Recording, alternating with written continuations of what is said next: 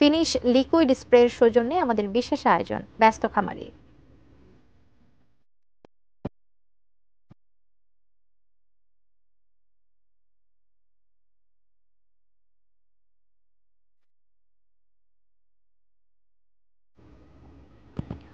কিশোরগঞ্জের ভৈরবে কোরবানির জন্য প্রস্তুত প্রায় 40,000 গরু।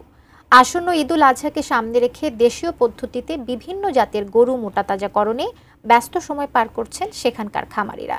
তবে চোরাই পথে ভারত থেকে পশু প্রবেশ নিয়ে শঙ্কিত রয়েছেন তারা। ভৈরব প্রতিনিধি মোহাম্মদ তুহিন মোল্লার পাঠানো তথ্যচিত্রে ডেস্ক রিপোর্ট। ঈদুল আজহাকে সামনে রেখে ভৈরবে গরু মোটাতাজাকরণ প্রক্রিয়ায় ব্যস্ত সময় কাটাচ্ছেন মৌসুমী ব্যবসায়ীরা।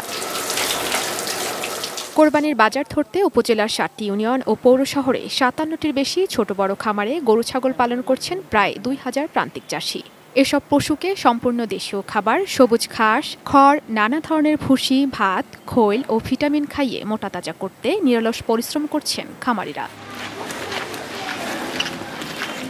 তবে ভারত থেকে আমদানিকৃত গরু কোরবানির হাটে উঠলে দেশীয় পশুর চাহিদা কমে যায়। এর কারণে প্রতি বছরই লোকসান গুনতে হয় খামারিদের। তাই আগ্রহ হারিয়ে এ ব্যবসা ছেড়ে দিচ্ছেন অনেকেই। ফলে এবার সীমান্ত সহ পশুর হাটগুলো সরকারের কঠোর নজরদারিতে রাখার দাবি খামারিদের। কোরবানির সামনে রেখে 36টা গরু লালন পালন করতেছি কাঙ্ক্ষিত গ্রাহকদের একটা ভালো সুস্থ সবল পশু কোরবানিতে উপহার দেওয়ার জন্য। আশা করি এবারও ইনশাল্লাহ আমাদের গরুগুলো খামারে সেল হয়ে যাবে, বাজারে নিতে হবে না।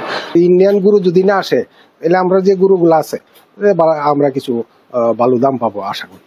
এদিকে গরু মোটাতাজাকরণে ক্ষতিকর ওষুধ ব্যবহার বন্ধে খামারে খামারে চলছে ব্যাপক তদারকি। খামারিরা যেন স্বল্প সময়ে গবাদি পশু মোটাতাজাকরণে ক্ষতিকর কিছু ব্যবহার করতে না পারে সে বিষয়ে নিবিড় পর্যবেক্ষণ করতে গঠন করা হয়েছে 7টি তদারকি টিম, যারা প্রতিদিনই খামার পর্যবেক্ষণ করে বিভিন্ন পরামর্শ দিচ্ছেন খামারিদের।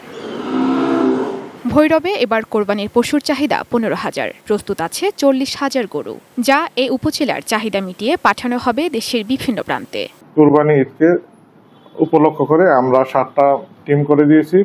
কঠিনভাবে তদারকি করতেছি যেন তারা স্টেরয়েড দিতে না পারে।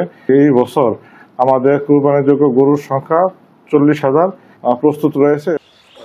Ishrat lima, desk report, ATN news. Finish আসলে একটা জিনিস, সস্তায় বস্তাপতা জিনিস, স্পার্টা চিনে ফিনিশ।